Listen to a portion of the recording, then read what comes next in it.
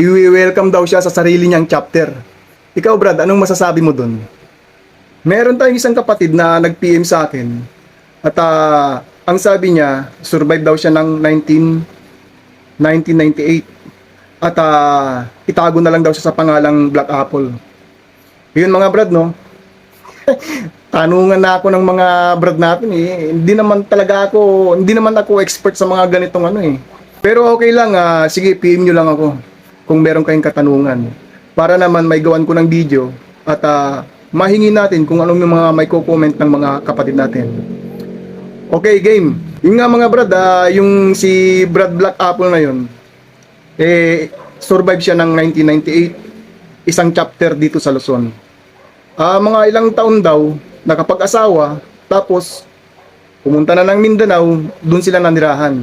Almost 10 years na nanirahan sila sa Mindanao. At nung pagbalik niya rito, dala na yung pamilya niya.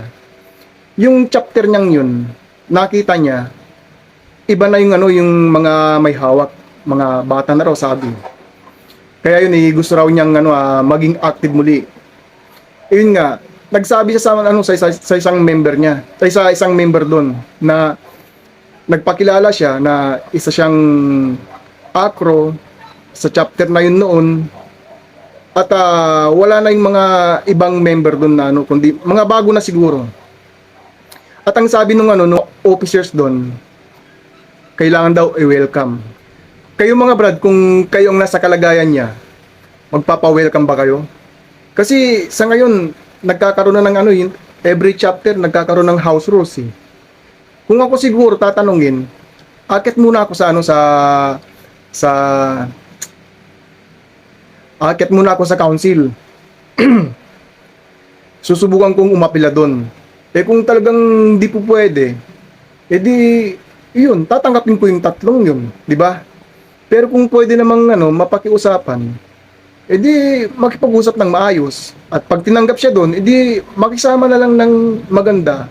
Para naman, siyempre hindi may iwasan yung parang may ilang yung mga bago o yung mga nagtayo doon sa Brad natin na unang nagtayo ng chapter doon.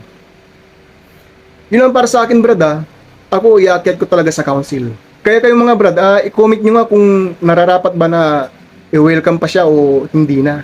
Siya nga pala mga Brad, maraming nagko-comment sa mga post ko na hindi nagpa-follow. Baka naman Brad, pakipindot lang yung follow button na yan. Magkapatid naman tayo eh. Long live Brad. Thank you.